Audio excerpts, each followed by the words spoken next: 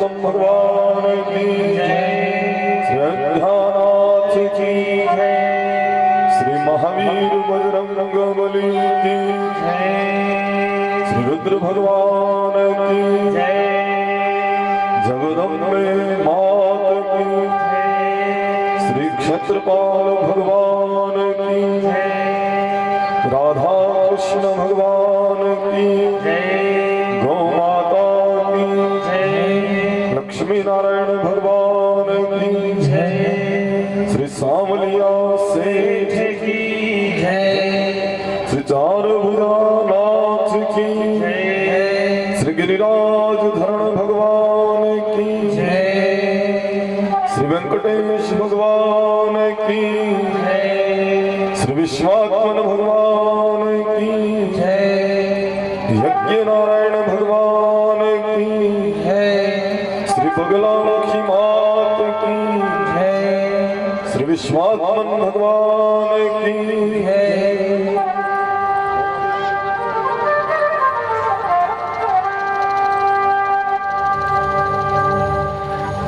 हमारे नमोरिया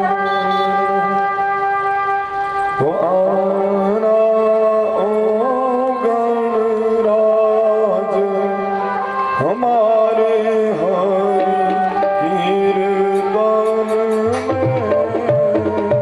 आना ओ गणराज हमारे हरि कीर्तन में,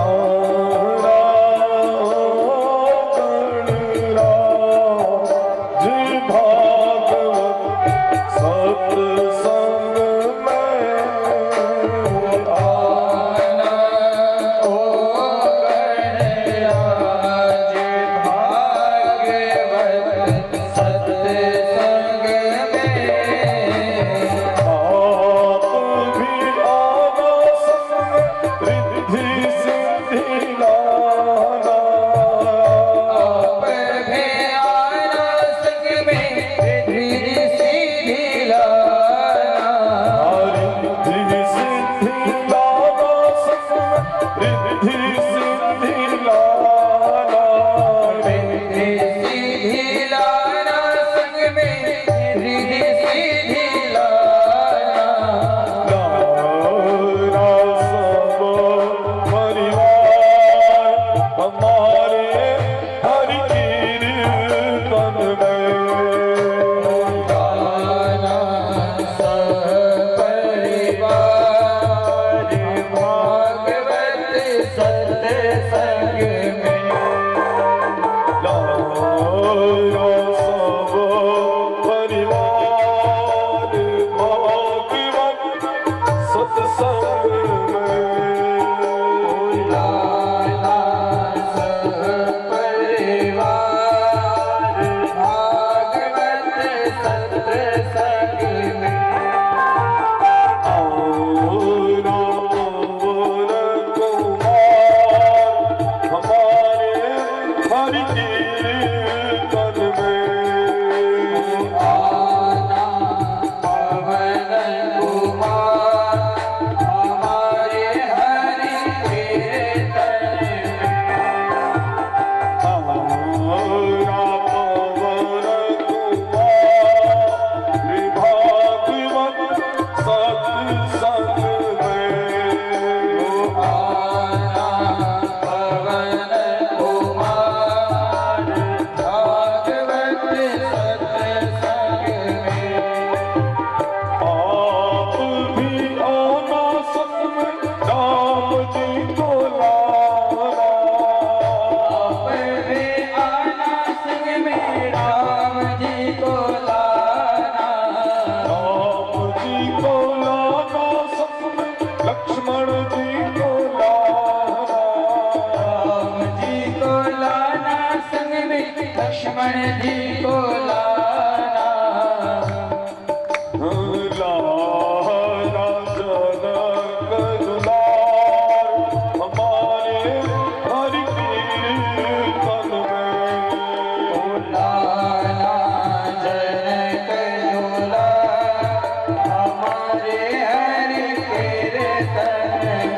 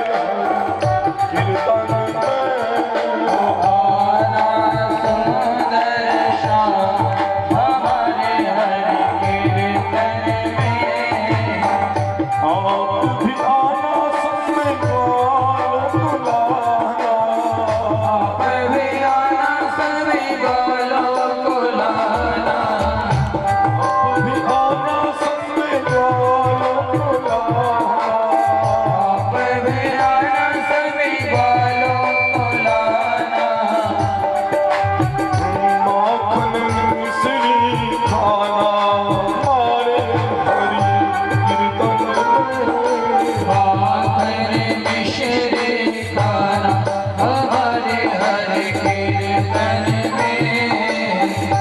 माखन मिश्री खाना भागवत सत्संग में। माखन मिश्री खाना भागवत सत्संग में। आहरा सुंदर श्याम हमारे कीर्तन में। आना सुंदर श्याम हमारे हरि कीर्तन में। आप भी आना संग में अर्जुन को लाना। आप भी आना संग में अर्जुन को लाना। आप भी आना संग में अर्जुन को लाना। आप भी आना संग में अर्जुन को लाना। गीता ज्ञान सुनाना हमारे कीर्तन में। गीता ज्ञान सुनाना हमारे हरि कीर्तन में। गीता ज्ञान सुनाना भागवत सत्संग में। गीता ज्ञान सुनाना हमारे हरि कीर्तन में। भक्ति भाव बढ़ाना हमारे हरि। भक्ति भाव बढ़ाना भागवत सत्संग में। भक्ति भाव बढ़ाना भागवत सत्संग में। आहरा ओ सीताराम हमारे हरि। आना ओ सीताराम हमारे हरि कीर्तन में।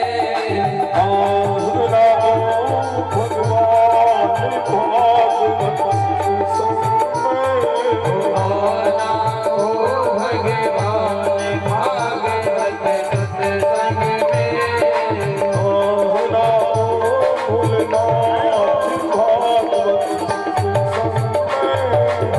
आना ओ भोलेनाथ भागवत सत्संग में।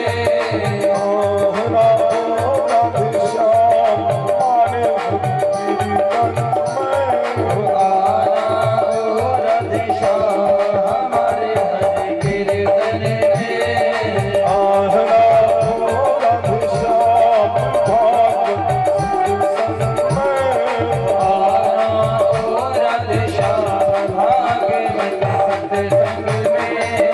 आहरा ओ सरस्वती हमारे हरि कीर्तन में। आना ओ सरस्वती हमारे हरि कीर्तन में।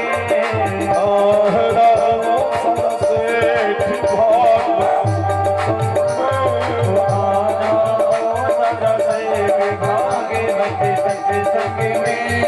आकर मूर्ति बजाना हमारे हरि कीर्तन में। आकर मुरली बजाना हमारे हरि कीर्तन में। आकर मुरली बजाना भागवत सत्संग में। आकर मुरली बजाना हमारे हरि कीर्तन में। और करुणा बरसाना हमारे हरि कीर्तन में। आकर करुणा बरसाना हमारे हरि कीर्तन में। और करुणा बरसाना आगे अपनी शान शौकत पे रोया। यार के आगे अपनी शान शौकत पर रोया। ऐसे तड़पा जिस क्षमा परवाना के लिए। ऐसे तड़पा जैसे समा परवाना के लिए। कहे आग न रोया रोया है सुदामा के लिए। या उतना रोया रोया है सुदामा के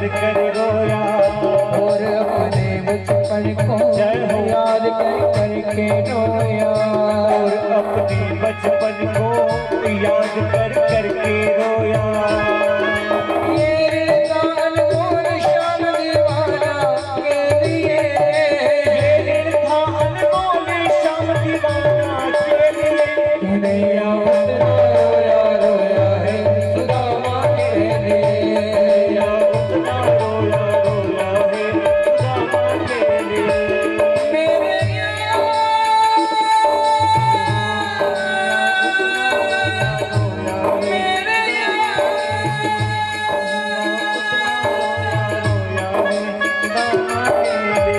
कन्हैया उतना रोया रोया है सुदामा के लिए।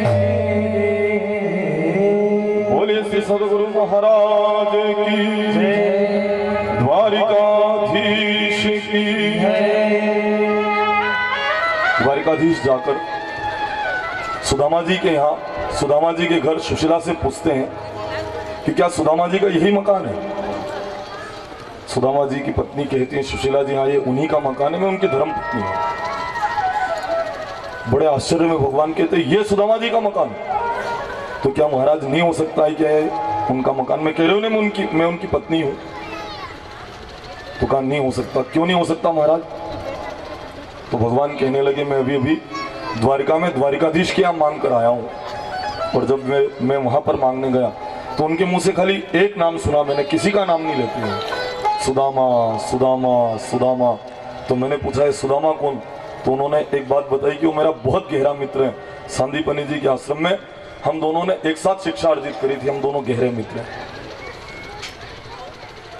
अरे द्वारिकाधीश के इतने ठाठ, इतना ऐश्वर्य, तो मेरे मन में ऐसा विचार आया कि द्वारिकाधीश के इतने ठाठ हैं तो उनके मित्र के भी इतने ठाठ होंगे, क्योंकि बराबर पैसे वाले लोग ही दोस्त बनते हैं, बराबर संपत्ति वाले लोग ही तो मित्र बनते हैं। देखो मित्रता के कारण या तो सम धन होगा या सम व्यसन होगा। एक जैसा व्यसन करने वाले लोग भी मित्र बनते हैं। भले देखो 30 नंबर वाला दोस्त 30 नंबर वालों, जय माता दी वाला दोस्त जय माता दी वालों, बहनें हंस रही है। जो हुंगवा की तमाकू वाली बहन रेवण की सहेली कुंड है, जो तमाकू हुंगवा वाली है। भाई मित्रता सम व्यसन से होती है या फिर मित्रता सम उम्र से भी हुआ करती है, या फिर मित्रता सम विचारधारा से भी हुआ करती है। तो यहाँ अगर द्वारिकाधीश के इतने ठाठ हैं तो मैंने सोचा कि उनके मित्र के भी इतने ठाठ होंगे। ये सोचकर मैं आया क्या संसार से मांगना, या तो मांगना द्वारिकाधीश से या फिर मांगना उनके मित्र से दोस्त।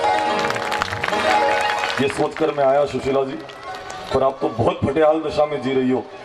अगर हो सके तो मेरी सलाह मानना और अपने पति को द्वारिका भेजना, आपके बुरे दिनों की समाप्ति हो जाएगी। बोलो नोता देने गए भेष बदल कर सांवरिया से।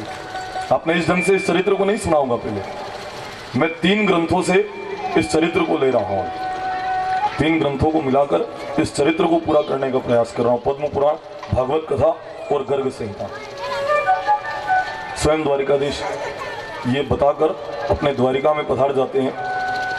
इधर सुदामा जी पूजा पाठ करके जैसे ही अपने घर पर पधारे, अपनी किताबें नीचे नहीं रखी, उसके पहले ही उनकी पत्नी ने कह दिया, लक्ष्मीपति जिसके सखा, लक्ष्मीपति जिसके सखा, उसे विपत्ति क्यों हो, उसे विपत्ति क्यों हो, जिनकी कृपा कटाक्ष से, जिनकी कृपा कटाक्ष से संकट रहे न कोई, संकट रहे न कोई। बोले श्री सदगुरुदेव की जय। जो एक कृपा कटाक्ष भरी दृष्टि डाल दे, सारे संकट काट देता है।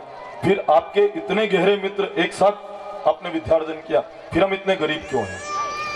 देखो देखो नाथ वसंत तन पर नहीं पूरे, मेरे वस्त्र मेरे शरीर को नहीं ढक पा रहे। जिस आसन के ऊपर बैठकर हम साधनाएं करते हैं वो आसन फट चुका है और भूख से पेट कुम्हला चुका है।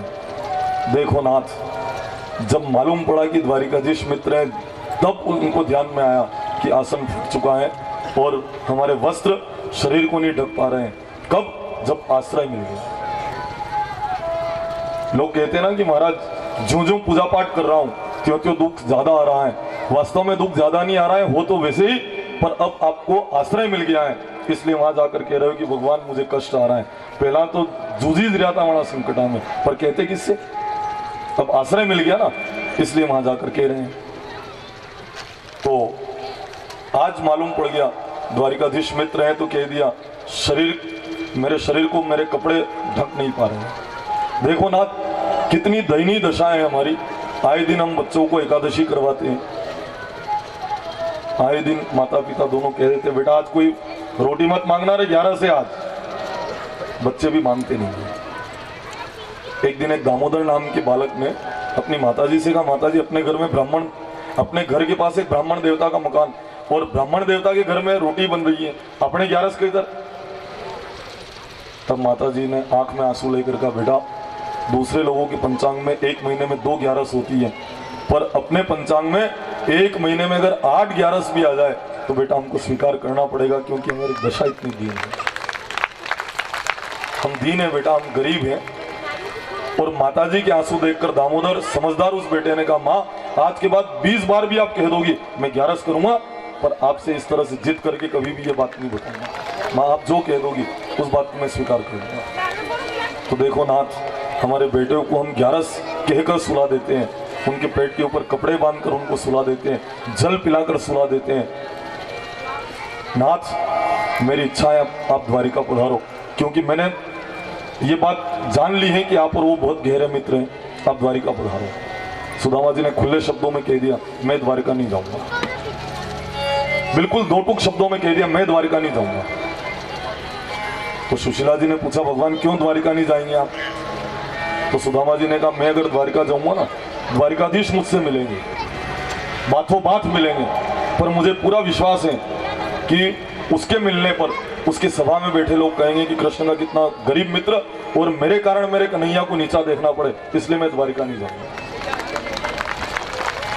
मुझे नहीं जाना द्वारिका। सुशीला जी ने कहा क्या कहेंगे लोग, ये सोचकर आप द्वारिका भी नहीं जाओगे? यूं मेरी इच्छा है आप द्वारिका पधारो। क्या कहेंगे लोग, ये सोचकर आप भक्ति मार्ग को मत छोड़ो। ये तो कहेंगे इन्होंने सबको कहा है, राम को कहा, कृष्ण को कहा, धन्ना जाट को कहा, मीराबाई जी को कहा, ये लोग आपको भी नहीं छोड़ेंगे। ये लोग धैर्य खेड़ीवाला महाराज ने भी नहीं छोड़ेगा, या भी बात, इन्होंने किसी को नहीं छोड़ा है, महाराज को कैसे छोड़ देंगे? और आप अगर भक्ति मार्ग के ऊपर चलोगे तो ये लोग आपको कैसे छोड़ेंगे, ये तो बताओ मुझे। आप कहेंगे ये लोग कई तरह की बातें आपके ऊपर कहेंगे, ये लोग अनर्गल बातें आपके लिए करेंगे लोग जब भक्ति मार्ग के ऊपर चलोगे। मैंने पूर्व में भी कहा है कि अगर आप पूजा की थाल लेकर जाओगे, 10 आदमी रोक कर पूछेंगे क्या होगा इस पूजा से, क्या होगा इस पूजा पाठ से, अरे देखा देख भक्ति करने लग गए। और कोई पी पिवा कर लठ लेकर जाता, उसको कोई रोकता है? मालूम है कैन के भर्ती करे देगा, उसको कोई नहीं रोकता। जो पूजा करने जाता है उसको 10 आदमी रोक कर पूछते हैं, पर जो लठ लेकर जाता है पी पिवा कर, उसको कोई रोकता नहीं है। अच्छे काम में बाधाएं आती हैं, रुकावटें आती हैं, रोकने वाले लोग मिलते हैं, टोकने वाले लोग मिलते हैं। आप इनकी परवाह मत करना और चलना है ना भक्ति मार्ग के ऊपर, आप चलते रहना। कहेंगे लोग, तो इनकी प्रवृत्ति है, कुछ तो लोग कहेंगे, लोगों का काम है कहना, कुछ तो लोग कहेंगे, लोगों का काम है कहना। तू कौन है, तेरा नाम है क्या? सीता भी यहाँ बदनाम हुई, इस संसार में आकर सीता जी को भी बदनाम होना पड़ा, तो फिर अपनी कोई औकात है? भक्ति मार्ग के ऊपर चलते रहो। इस संसार में आकर जो भी आए ना, उनको इस संसार के लोगों ने कहा है, आप परवाह मत करो, अपने भक्ति मार्ग के ऊपर बिल्कुल चलते रहो। ये तो कहेंगे, इनकी तो प्रवृत्ति है, ये अपनी आदत नहीं छोड़ेंगे, पर आप अपनी आदत इनके कहने से क्यों छोड़ देते हो? देखो किस तरह से ये लोग भगवान से आपको दूर करेंगे, ये मैं आपको अवगत करवा देता। लोग तो कहेंगे, नीक भक्ति करोगे तो भी कहेंगे, और करोगे तो भी लोग कहेंगे। एक पिता पुत्र दोनों पैदल पैदल जा रहे हैं गधे को साथ में लेकर। लोगों ने कहा देखो कितने मूर्ख हैं, पैदल पैदल जा रहे हैं, गधे के ऊपर बैठना चाहिए ना इन दोनों को। दोनों गधे के ऊपर बैठ गए। कुछ आगे गए, लोगों ने कहा देखो कलयुग आ गया, एक गधा और दोनों पिता पुत्र इसके ऊपर बैठे हैं, इनको दया नहीं आ रही है। पिताजी ने कहा बेटा तू बैठ जा गधे के ऊपर, मैं पैदल चलूंगा। बेटा गधे के ऊपर बैठा, पिताजी पैदल चले। कुछ आगे गए तो लोगों ने कहा कलयुग आ गया है, इस बेटे को शर्म नहीं आती, ये गधे के ऊपर बैठा, पिताजी पैदल चल रहे हैं। बेटे ने कहा पिताजी आप बैठ जाओ गधे के ऊपर। पिताजी गधे के ऊपर बैठे, बेटा पैदल चला। कुछ आगे जाने पर लोगों ने कहा देखो कलयुग आ गया है, नानक मुंडा को छोरो छोरो छोरो पगे पगे चाले, ये लठ हरी को बाप पानी गधड़ा के ऊपर बैठो। पिताजी को शर्म आ गई, नीचे उतरे। दोनों पिता पुत्र एक आम की छाया में बैठकर कहने लगे देख बेटा हम दोनों बैठे तो भी लोगों ने कहा, हम दोनों नहीं बैठे तो भी लोगों ने कहा, बेटा तू बैठा तो भी लोगों ने कहा, मैं पिता बैठा तो भी लोगों ने कहा, अब तो एक विकल्प बचा है, हम दोनों मिलकर इस गधे को माथे के ऊपर उठाकर चले यहां से आगे। बोलो तैयार हो? अगर लोगों का कहा अगर आप करोगे तो ये लोग गधड़ों तो काड़वान तैयार है, बोलो उठाओगे? तो फिर भक्ति मार्ग के ऊपर चलना है, चलो। कहेंगे ये लोग तो इनकी परवाह मत करो, कुछ तो लोग कहेंगे, लोगों का काम है कहना। आप तो उन लोगों से एक बात कहना जो भक्ति मार्ग के ऊपर व्यवधान पहुंचाते हो, उनसे एक बात कहना, सताओ ना हमें लोगों, हमें दिल की बीमारी है। हमारी एक ऐसी बीमारी है कि उसका वैद्य संसार का कोई वैद्य नहीं कर पाएगा, उसका वैद्य बाके बिहारी करेंगे, सामरिया सेठ करेंगे। सताओ ना हमें लोगों, हमें दिल की बीमारी है। सताओ ना हमें लोगों, हमें दिल की बीमारी है। हमारा देश दुनिया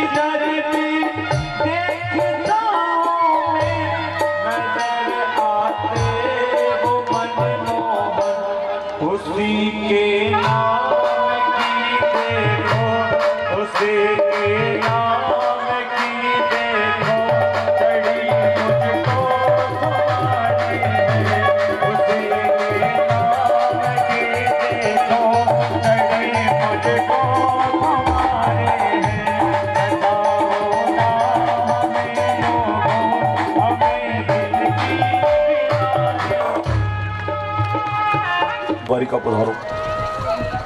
सुदामा जी कहते हैं ठीक है, अगर आप बार बार कह रही हो मैं द्वारिका चला जाता हूँ, पर आप जानती हो भगवान के यहाँ खाली हाथ नहीं जाते हैं। अपने पास है क्या जो मैं लेकर जाऊं? मेरी सब बहनें भी इस नियम को जानती है, भगवान के यहाँ खाली हाथ नहीं जाती है। जब भी मंदिर जाती है कुछ ना कुछ लेकर जाती है, मुट्ठी लेकर जाती है ना, धान लेकर जाती है। पर एक गलती करती मेरी बहनें, उस धान को इस तरह से मंदिर में डालती हैं कि जितने भी लोग जाते हैं अन्न को रोंद कर ही भगवान को प्रणाम कर पाते हैं। बात बहुत छोटी है पर बड़ी गलती हम लोग कर रहे हैं। अन्न को पैरों से रोंदो मत, क्योंकि इस अभी जो वर्तमान में शरीर है ना, ये शरीर अन्न ब्रह्म से ही पोषण प्राप्त करता है। इसलिए कभी भी अन्न को आप ठोकर न मारे। आप देखना मंदिरों में जो भी दर्शन करने जाते हैं तो गेहूं इस तरह से ये डालती है मेरी माता है बहनें मंदिर जाकर। कोई तो उसमें स्वस्तिक बना देती है, कोई हाथ का चिन्ह बना देती है, भगवान को कहती है कि भगवान देखो मुँह भी कारीगर वहाँ गाँव में कई कई बना दूंगी या बतावन जाए। कोई जलाधारी बनाई दे न, कोई हाथ मांड दे न, कोई ये क्या है? एक कोने में एक तरफ एक पात्र में आप धान डालो, यूं बखेर तो वहां नहीं हूं। अन्न का सब जगह ठोर है, अपना ठोर अगर अन्न का ठोर हम नहीं रखेंगे हमारा ठोर कहीं पर भी नहीं। इसलिए अन्न को इस तरह से आप मत डालिए। और मेरी माता बहने मंदिर लेकर जरूर जाती है। आदमी तो हाथ हिलाता हिलाता चला जाता है और कभी कभी तो मंदिर के तेल से ही दीपक भर के लगा के आता है। हमने पूछा क्यों रे? मंदिर के तेल से, कि भगवान अपना नापी भगवान का। बड़ा गहरा रिश्ता बना लेते हैं लोग तो भगवान। मंदिर में मेरी माताएं बहनें लेकर जाती हैं। यहाँ जितने भी ये गेहूं पड़े हैं, एक भी गेहूं के दाने का सौगंध किसी आदमी को नहीं लगे। ये आदमी लेके नहीं आए, सब बहना लेने आई है। आदमी एक भी नहीं लाया हो, एक कण नहीं लाया आदमी, सब बहनें लेकर आई है। और इसीलिए भगवान ने उपयोग का अधिकार मेरी बहनों को दे रखा है। मंदिर लेकर जाती है, कथा में मुट्ठी लेकर जाती है, इसलिए भगवान ने उपयोग का अधिकार इनको दे रखा है।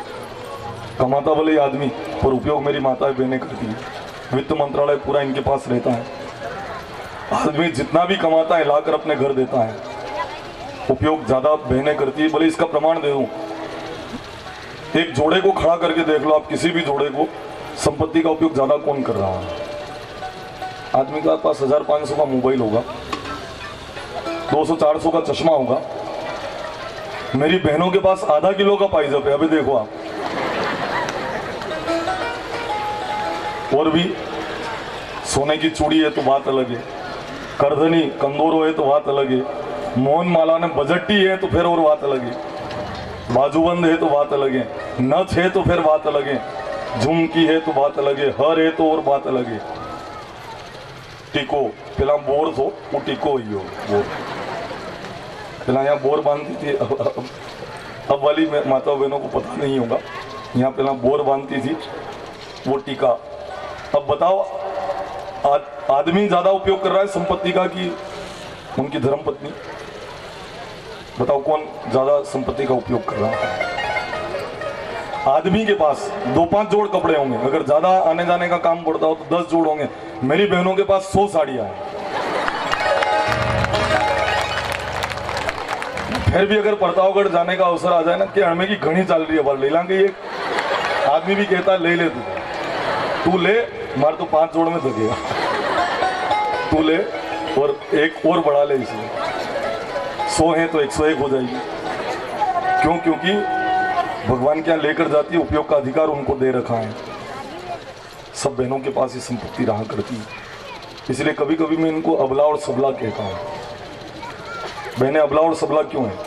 आदमी जब भी पैसे कमा कर लाता है, पत्नी कहती है अबला, और फिर उसको थोड़ा विश्वास है कि थोड़ा और रख ला के सबला, कहीं नहीं रेवा देखो, सब ले रहे हैं। अबला और सबला, मैं आनंद ले रहा था, इस तरह से अबला सबला नहीं हो। बोले श्री सदगुरुदेव की। तो सुशीला जी कहती है भगवान के यहाँ पधारे, खाली हाथ नहीं जाते हैं। मैं पड़ोसियों से भी कुछ मांग कर लाती हूँ। वो जाती है और अपनी पड़ोसन से कहती है मेरी बहन मुझे एक मुट्ठी चावल दीजिए, तो आप वो पड़ोसन कहती है एक मुट्ठी क्यों, एक कुंटल ले जाओ ना तेरी, एक कुंटल ले लो आप, कि नहीं एक कुंटल नहीं एक मुट्ठी। एक मुट्ठी वहां से लिए, एक और घर गई वहां से भी एक मुट्ठी लिए, एक और घर गई वहां से भी एक मुट्ठी लिए, और 4 मुट्ठी 4 घर से चावल मांगे सुशीला जी। आप ये विचार कीजिए, एक घर से 4 मुट्ठी चावल क्यों नहीं लिए, क्यों 4 घर जाना पड़ा, जब एक घर से 1 कुंटल दे रहे थे, एक एक मुट्ठी 4 घर से क्यों लिए? क्योंकि सुशीला जी इतनी बुद्धिमान है, वो जानती है कि अगर एक घर से मैं 4 मुट्ठी चावल मांग कर लूंगी और मेरे पति को देकर द्वारका भेजूंगी, कन्हैया समझेंगे इनके घर के चावल है, एक ही वैरायटी का चावल देगा तो। और अगर अलग अलग घरों से चावल मांगूंगी तो अलग अलग वैरायटी के चावल होंगे, कन्हैया समझेंगे ये इनके घर के नहीं मांगे हुए चावल हैं, और हमारी दीन दशा तब सांवरिया सेठ को मालूम पड़ जाएगी। मेरे पति जाकर नहीं कहेंगे, मेरे पति वहां जाकर ये नहीं कहेंगे, पर स्लिप लिख कर दे दूंगी, फाड़ कर फेंक देंगे। पर अगर 4 अलग अलग घरों के चावल होंगे ना तो द्वारिकाधीश समझ जाएंगे। पहले ना भोजन में ही मालूम पड़ जाता था, भोजन से ही ये बात पता चल जाती थी। संबंध करने वाले जब मेहमान आते ना, अगर खटाई परोस देते तो ये मानता कि वो यह गई नहीं गया, ऐसी मान्यता थी। खटाई परोस देते थे ना तो मान लिया जाता था कि अब ये संबंध नहीं होगा। देखो भाव से ही मालूम पड़ जाता है। अब मुझे रामायण का वो प्रसंग स्मरण में आ रहा है। निषाद राज जब भरत जी सेना लेकर आ रहे हैं और उस समय उनको देखकर वो सोचता है कि हो सकता है राम जी के ऊपर आक्रमण करने के लिए सेना लेकर क्यों जा रहे हैं, तो सबको एकत्रित करके एक काम करते हैं कि हम यहीं पर इनकी सेना को परास्त कर देते हैं, राम जी के ऊपर कोई विपत्ति नहीं आए। पर पहले जांच तो कर लो। जांच करने के लिए पहले फल भेजे, फल भी भेजे, अनेक तरह के अलग अलग तरह की चीजें भेजी गई कि एक काम करो, ये भेजो ये भेजो ये भेजो, उसमें फल भेजो। अगर फल ले ले तो समझेंगे कि ये परमात्मा के निकट फल प्राप्ति के लिए जा रहे हैं। मीठे फल रखे, तीक्ष्ण भी रखा, खारा भी रखा। खारा को हाथ लगा दे तो युद्ध लड़ने जा रहे हैं। और जब फल हाथ में ले लिया भरत जी ने तो समझ गए कि ये राम जी से युद्ध लड़ने नहीं जा रहे हैं, ये राम जी की सेवा करने के लिए, राम जी को मनाने के लिए पधार रहे हैं। ये फल प्राप्ति के लिए ये वहां पर पधारे। यानी कि जो पदार्थ दिया जाता था उसी से ही पता चल जाता था सामने वाले व्यक्ति को कि इसके मन में क्या है। ऐसी व्यवस्था थी पहले। तो अलग अलग घर से 4 मुट्ठी चावल लेकर सुशीला जी अपने पति को 4 जगह से सिले हुए कपड़े में वो चावल बांधकर अपने पति को देकर कहती है, स्वामी ये आप द्वारिकाधीश को समर्पित करना। सुदामा जी ने उस चावल की पोटली को अपनी बगल में दबाया और कृष्ण मिलन की आस में वे निकल पड़े हैं। किसी से मार्ग नहीं पूछ रहे हैं, चल रहे हैं, लोठा और डोरी कमर से लटका कर। पहले के लोग लोठा डोरी जरूर साथ में लेकर जाते थे। किसी संत ने कहा है, चले श्याम सुंदर से मिले सुदामा, चले श्याम सुंदर से मेरे सुदामा, चले श्याम सुंदर से मिले सुदामा, गाते चले मन में, गाते चले मन में, हरे कृष्ण रामा। चले श्याम सुंदर से पत्नी चावल आई, मांग के पत्नी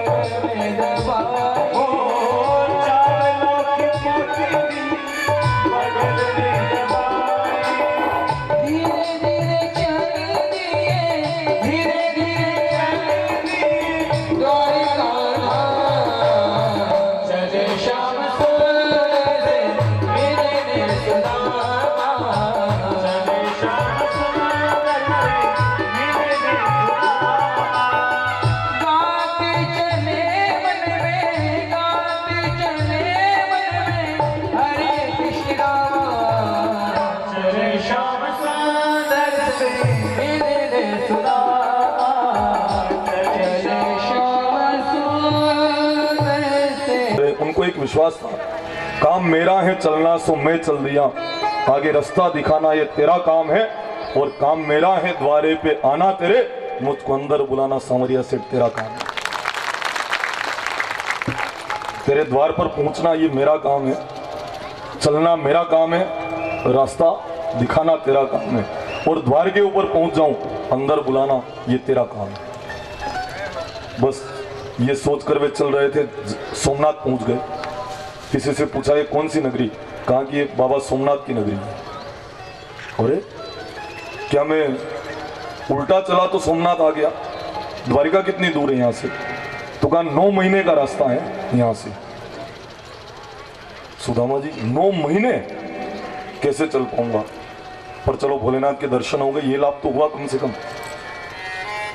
और हे द्वारिकाधीश, बोले तू 9 महीने मुझसे दूर कर दे, पर तेरे दर्शन के बिना मैं चैन से नहीं बैठूंगा।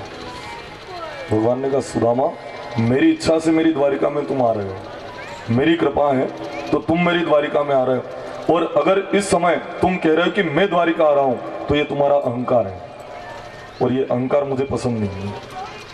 आप कहते हो कि मैं कथा सुनता हूं, ये भी आपका अहंकार है, क्योंकि जिसके ऊपर सांवरा सेठ की कृपा हो वही कथा सुन सकता है। जब वृक्ष के ऊपर दाग पकते हैं ना तो कागला के कंठ में रोग है, और जैसे ही दाग की सीजन निपटे तो उसके कंठ का रोग समाप्त हो जाता है। तो ये तो भागवत को मोहरत आयो, मैं ये कहीं कहीं काम उपजी पड़ी मामेरो लेन जाऊं सब नहीं सुन पाए कथा। तो देखो उसकी कृपा है तो हम कथा सुन पा रहे हैं, ये मान लेना आपको, ये पक्की बात है कि उसकी कृपा हो तो हम कथा सुन पाते हैं, उसकी करुणा हो तो हम कथा में बैठ पाते हैं, और कथा में अपने मन को हम लगा पाते हैं, उसकी करुणा हो तो। भगवान कह रहे हैं सुदामा, मेरी इच्छा से तुम द्वारिका आ रहे हो, और ये तुम्हारा अहंकार है, इसलिए मेरे सांवरिया सेठ जिस रास्ते के ऊपर सुदामा जी चल रहे थे, उस रास्ते के ऊपर एक बहुत गहरी और एक बहुत चौड़ी नदी का निर्माण कर देते हैं। सुदामा उस नदी के किनारे जाकर खड़े हो जाते हैं और कहते हैं, हे द्वारिकाधीश, तेरी कृपा हो तो मैं तेरी द्वारिका तक आ सकता हूँ, और अगर तेरी कृपा न हो तो तेरी द्वारिका के दर्शन मुझे नहीं होंगे। शरीर जवाब दे चुका है, और इतनी शक्ति मेरे अंदर नहीं कि मैं तैरकर इस नदी को पार हो सकता हूँ, न एक भी पैसा मेरे पास कि मैं केवट को देकर नाव में बैठकर उस पार चलाऊं। सांवरिया सेठ, तेरी कृपा होगी तो तेरे दर्शन होंगे, नहीं तो मेरी समाधि यहीं बनेगी। जितना था मेरे बस में चलना मैं चला हूं, अब मेरे सामने इस नदी की समस्या है, और तेरे सामने समुद्र भी हो तो तू लांग करा सकता है, इसलिए द्वारिकाधीश दया करो, और अब मैं नहीं चल सकता, आप चलकर आकर मुझे दर्शन दे दो। हे प्रभु, आप पधार जाओ, आप दिनों के ऊपर दया करने वाले हो, दीन दयाल आपका नाम है, इसलिए प्रभु आप पधारो, मेरे ऊपर करुणा करो। अपार करुणा सिंधुर भगवान भक्त तत्पर, अपार करुणा उनके स्वभाव में है। जब सुदामा ने ऐसी विनती करी, उसी समय एक नाव चलाने वाला केवट वहां पहुंचता है और कहता है, आपको उस पार चलना है क्या? सुदामा जी ने कहा, चलना तो है, पर मेरे पास पैसे वैसे नहीं है। देखो भगवान के भक्त कितने भोले होते हैं, पहले से कह दिया पैसे नहीं है, और आजकल के चालाक लोग बिना पैसे में बस में बैठ जाते हैं। कंडक्टर 10 किलोमीटर बस चलने के बाद पूछे पैसा कि नहीं है, कंडक्टर कहता उतर, आदमी नीचे उतर जाता है, फिर सोचता है कि चिल्लाने से मेरे कोई नुकसान तो नहीं हुआ, 10 किलोमीटर आगे तो आया हूँ, कोई कोई बस आती जगह फिर वहां में बैठ जाऊंगा, और भी फिर वो थोड़ा डांट कर 10 किलोमीटर बाद उतार देगा। या नकटई तेरा आसरा, कोई कोई तो खाली इसी में अपना जीवन गुजार देते हैं। पर देखो भगवान के भक्त कितने भोले होते, पहले से ही कहते पैसे वैसे नहीं अपने पास, तो केवटने का पैसा कौन मांग रहा है? तो क्या मित्र बिना पैसे में तुम नाव चलाते हो क्या? केवट ने कहा, आज तक बिना पैसे में नहीं चलाई, पर आज पहली बार बिना पैसे में चलाऊंगा, क्योंकि आप देख रहे हो मेरी अवस्था, 65 साल की उम्र है मेरी, और आज ही के दिन बराबर 1 वर्ष पहले द्वारिकाधीश की कृपा से मेरे यहाँ पर एक बच्चे का जन्म हुआ। 65 साल की उम्र में मेरे बेटे का जन्मदिन मैं इस तरह से मनाता हूँ कि जितने भी लोग आएंगे मैं उनको बिना पैसे में इस पार से उस पार उतारूंगा, तो बस उनकी मदद करने से मेरे बेटे का जन्मदिन शुभ हो जाएगा, उन सबका आशीर्वाद मिलेगा। इस कारण मैं अपने बेटे का जन्मदिन इस तरह से मनाता हूँ। जन्मदिन मनाने का सही तरीका है ये। पर आजकल जन्मदिन तरीके से नहीं मना रहे हैं, पाश्चात्य संस्कृति का अंधानुकरण करके मना रहे हैं। हैप्पी बर्थडे टू यू जो लंदन में वही रहे वो अपने खोरियाम करीन उतार दी लोग। कोई लोग कहते हैं नीम का पेड़ चंदन से कम नहीं, और नकल करने में मेरे देश के छोटे छोटे गांव लंदन से कम नहीं। पत्री नकल कर ली, वहां वही रहे अपने यहाँ करीन उतार दो।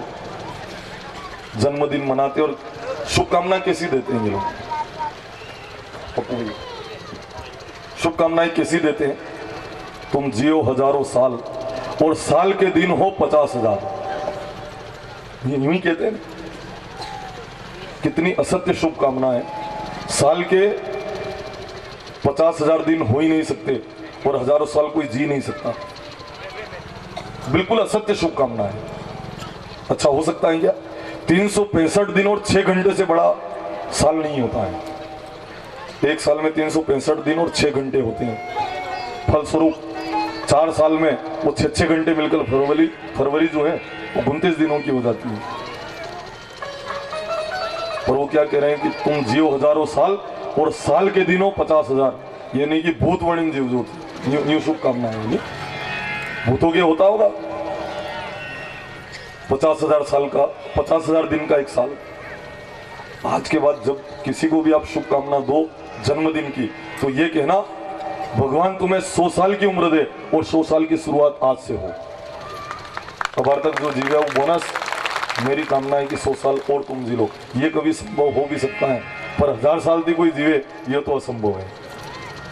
बिल्कुल असत्य शुभकामना है।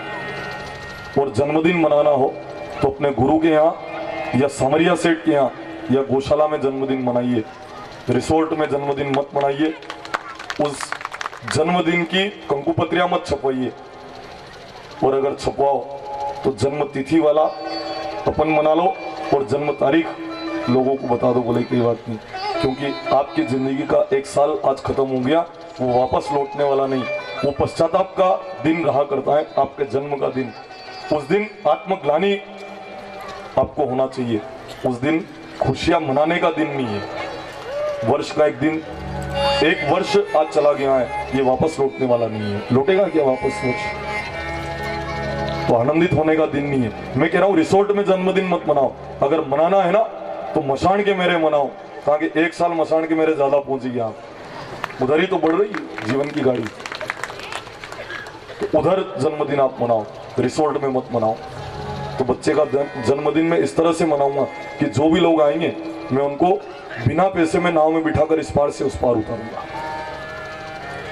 सुदामा जी कहते हैं, वाह द्वारिकाधीश, तुझे मालूम था कि तेरा सुदामा इस तारीख के दिन ही आएगा? 1 साल पहले तूने इसको बेटा दे दिया। क्या प्रबंधन है सामरिया सेठ तेरा? वाह रे सामरा वाह। यूं करके सुदामा जी उस नाव में विराजमान हो जाते हैं। केवट घूर घूर के सुदामा जी को देख रहे हैं। सुदामा जी ने कहा, परदेश में लोगों का भरोसा नहीं, ऐसा नहीं कि मेरे को लूट ले। ने लूटे तो कई लूटे, धोती के जगह से फटी हुई है, पगड़ी के लीरे लीरे लटक रहे हैं, कमीज नाम मात्र का है, पदवेश है नहीं। और वो सोच रहे हैं कि कहीं ऐसा नहीं कि ये केवट मेरे को घूर घूर के देख रहा है कि लूट न ले। और बिना पैसे में बिठा रहा है ना, उनके पेट में कहीं न कहीं तो है। कुछ लोग मेरे लिए भी कहते हैं कि बिना पैसे में महाराज कथा बोलते हैं, अड़ा के पेट में कहीं न कहीं तो है। बताऊं क्या है मेरे पेट में? मेरे पेट में ये है कि मैं आपको ये कहने आया हूं कि चलो अब अपने गांव चला। करोड़ों साल हो गए अपने घर से निकले हुए हम लोगों को। खाली फर्क इतना है, मैं धारिया खेड़ी में हूं, आप खोरिया में हो, पर एक ही परिवार से निकले हुए लोग हैं हम। इसलिए चलो अब भटको मत, अब अपने गांव चलो, उसकी तैयारी। 84 लाख मंजिल तय करके मुश्किलों से पाया है जिस घर को, कहीं वह घर खो न जाए। यह मैं एक विनती कर रहा हूं। इसलिए कथा की सारी चौधरी मंदिर निर्माण में मैं समर्पित करके जा रहा हूं। जितनी भी राशि आप भेंट करेंगे, कल की जो सिंचावन आपने करी थी 12,860 रुपये शायद वो हुई है, जो बालाजी के परिसर निर्माण के लिए धारिया खेड़ी में भेज रहा हूँ। धारिया खेड़ी मेरे घर पे नहीं ले जा रहा हूँ। और बाकी आज जो चढ़ोतरी होगी ये अपने खोरिया में बालाजी महाराज का मंदिर शिखर मंदिर बने, उसके लिए राशि समर्पित करके जा रहा हूं। तो देखिए, उद्देश्य है मेरा, आप सब लोग अपने जो उद्देश्य, जिस उद्देश्य से हम इस धरती के ऊपर आए, मानव बनकर, भजन, भक्ति, भाव। कुछ लोग कहते हैं महाराज मैं भजन करूं, तो भजन भगवान स्वीकार कर रहे हैं कि नहीं कर रहे हैं? मैं कहता हूं ये विचार ही मत करो, आपको करना है ना आप करो, आपको भजन करना है ना। मैं तो कह रहा हूं कुछ भी नहीं आता हो, मंदिर में जाकर ABCD बोल के आ जाओ, स्तुति भगवान बना लेंगे, अनाराम बोली ना जाओ। कोई जरूरी नहीं है कि आप संस्कृत में श्लोक बोल कर आओ, कोई जरूरी नहीं है कि आप वहां पर मुद्रा प्रेषित कर पाओ, केवल जाकर कह दो नाथ में थारो जी थारो, चौखो बुरो कुटिल अरुकामी, जो कुछ हूं सो थारो, नाथ में थारो जी थारो। सबसे बड़ी भक्ति है मंदिर में जाकर कह देना भगवान मैं तेरा हूं। निवेदन है कि वहां कोई जरूरी नहीं कि आप बिल्कुल मुद्राएं प्रेषित करो, स्वर में आप बोल पाओ, कोई जरूरी नहीं है। उसके दरबार में केवल जाकर कह दो नाथ मैं तेरा हूं, ये सबसे बड़ी भक्ति का प्रमाण है, उसका बन जाओ, सबसे बड़ी भक्ति है। एक विचार का विषय है, भक्ति आप कर रहे हो तो भगवान को प्राप्त हो रही कि नहीं हो रही, कई लोगों के मन में प्रश्न रहता है। एक बार एक वर्ष तक महात्मा जी ने तप किया। भगवान ने आकाशवाणी के द्वारा बताया कि आपने जो भी तप किया निरर्थक है। महाराज जी जोर जोर से नाचने लग गए। भगवान ने कहा महाराज आपके समझ में नहीं आया है, मैं ये कह रहा हूं कि आपने जो 1 साल से तपस्या करी वो बेकार चली गई। महाराज जी और जोर जोर से नाचने लग गए। भगवान ने कहा आपके समझ में नहीं है, आपने जो 1 साल तक तप किया ना वो सब बेकार है। महाराज जी ताल ठोक के नाचने लग गए। भगवान ने तब कहा कि महाराज जी मैं ये कह रहा हूं कि आपने 1 साल जो भजन में व्यतीत किया उसका बिल्कुल भी आपको फल नहीं मिला। महाराज जी ने कहा इसलिए मैं नृत्य कर रहा हूं भगवान, उसका फल मुझे मिला ना मिला, भले ही 1 साल बेकार चला गया, पर आप 1 साल की मार हमें देख ही रहा था, या तो पक्की बात वही जयराम जी को, ये तो पक्का हो गया ना कि 1 साल तक आपकी नजर मार ऊपर थी, आपने या तो मालूम पड़ेगी नहीं 1 साल से मुंह कहीं भी कर रहे हो, बस या भी घड़ों मारवा दो, इसलिए मैं नृत्य कर रहा हूँ, आपकी नजर मेरे ऊपर थी, ये बड़ी खुशी की बात है। तो आपको जो भी भजन करना है आप कीजिए, भले स्वर आप प्रेषित कर पाओ न कर पाओ, भले आप मंत्र उच्चारण कर पाओ न कर पाओ, पर ये कह दो नाथ मैं तेरा हूं, मैं जैसा हूं मैं तेरा हूं। भजन भी मेरे स्मरण में आ रहा है, पर समय की उपलब्धता बहुत कम होने से आज कथा ही कथा में मुझे आगे बढ़ना पड़ रहा है, क्योंकि आज जितने भी जनता यहाँ पधारेगी सबके भोजन की महाप्रसादी की व्यवस्था भी यहाँ है। तो मैं चोर भी नहीं बन रहा हूँ कथा में, और आगे आगे बढ़कर अतिशीघ्रता से मैं विराम की तरफ बढ़ूंगा। तो सुदामा जी कहीं मन में सोच रहे हैं सुदामा जी की कहीं ऐसा ना हो कि केवट मेरे को लूट ले, मैं लूटे तो कई लूटे, धोती की जगह से फटी हुई। मन में सोच रहे हैं कि जो 4 मुट्ठी चावल मेरी बगल में दबे हुए हैं, इस केवट की नजर उसके ऊपर नहीं पड़ जाए, और अगर इसने वो मेरे से छीन लिए तो मैं भगवान के यहाँ खाली हाथ जाऊंगा। इसलिए 4 मुट्ठी चावल जिमड़े हाथ के नीचे थे ना, तो डाबा हाथ कर दिया केवट की तरफ में, और फिर कहा क्यों भाई घूर घूर के क्यों देख रहे हो तुम मुझे? केवट ने कहा महाराज मैं आज आपसे कुछ बात करना चाहता हूं। बोलो क्या बात करना चाहते हो? केवट ने पूछा आप कौन? सुदामा जी ने कहा मैं तेरे को डाकू लग रहा हूं क्या? मैं आपको डाकू लग रहा हूं क्या? कह रहे महाराज डाकू तो नहीं लग रहे हो, पर संवाद कहीं से तो शुरू करना पड़ेगा ना। तो कहा मैं सुदामा नाम का ब्राह्मण हूं और द्वारिकाधीश से मिलने के लिए जा रहा हूं। उस केवट ने कहा कि मिलने जा रहा हूं कि मांगने जा रहा है? आपकी स्थिति तो मांगने जैसी लग रही है मेरे को, अगर आपको कुछ चाहिए मेरे से ले जाओ, पर द्वारिकाधीश का समय बर्बाद मत करना, तुम्हारे जैसे कई लोग लाइन में खड़े रहते हैं वहां। सुदामा जी ने कहा ए केवट, तेरी नाव में बैठा हूं, इसका मतलब मेरे कन्हैया के लिए तू तेरे मन में जो भी आएगा बोल लेगा यूं? मैं सत्य कहता हूं, मेरा कन्हैया बदल नहीं सकता, हम जैसे गरीबों से बहुत प्रेम रखता है। और जैसे ही कहा कि मेरा कन्हैया कभी नहीं बदल सकता, और सुदामा जी ने नजर ऊपर करी तो क्या देखा? केवट की आंखों से अविरल अश्रुओं की धाराएं फूट पड़ी हैं, तब तक आंसू गिर रहे हैं। सुदामा जी ने कहा केवट आपकी आंखों में आंसू क्यों आ गए? केवट ने कहा बस ऐसे ही आपकी श्रद्धा को देखकर मेरे आंखों में आंसू आ गए। पर वास्तव में उनके आंसू आने का कारण था केवट मन ही मन सोच रहे हैं सारा जमाना बदल गया, पर मेरा मित्र सुदामा नहीं बदला, क्योंकि नाव चलाने वाला केवट कोई और नहीं, स्वयं द्वारिकाधीश श्री कृष्ण। वाले मेरे कन्हैया, तो द्वारिका छोड़कर अपने मित्रों की नाव चलाने के लिए केवट बन के चला जाता है। सामरिया सेठ, सुदामा जी की नाव तो आप केवटनी भी बनते तो भी पार हो जाती, पर हम सब श्रोताओं की, और मैं कथा बोल रहा हूँ मेरी, हमारी नाव तो अगर आप केवटनी बनो तो डूबेगी जरूर। सुदामा जी की तो पार वही भी जाती है, पर माँ की पार नहीं होगा अगर तू नहीं आएगा तो। इसलिए हे सामरिया सेठ, पधार जाओ, आप हमारी नाव के मल्लाह बन जाओ, केवट बन जाओ। भाव से बोलकर कहना मेरे सामरिया सेठ से, सुन सावरे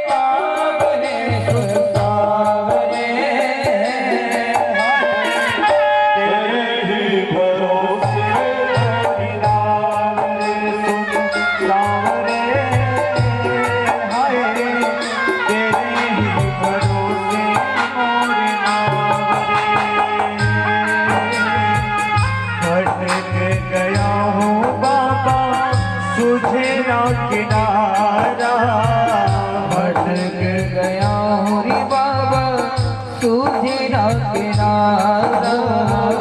तुझको पुकारे किस्मत का मारा, तुझको पुकारे एक किस्मत का मारा।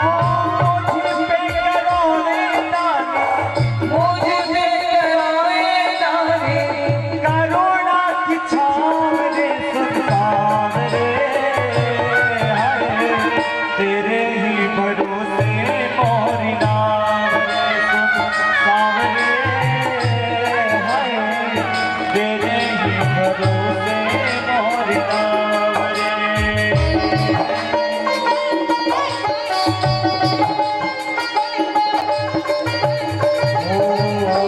कैसे संभालो नैया किसको लखाए, कैसे सवालों ने हिचको लगाए। कांपे हाथ मेरे पैर लड़खड़ाए, कांपे हाथ मेरे तेरे लड़खड़ाए। नदिया देख कितना नदिया करे कितना तेज बहावे संसार रे, तेरे ही भरोसे मोरी नाव रे संसार रे, हाय तेरे ही भरोसे मोरी नाव रे। चार भुजनात आजा मुझको संभाले, चार हो गया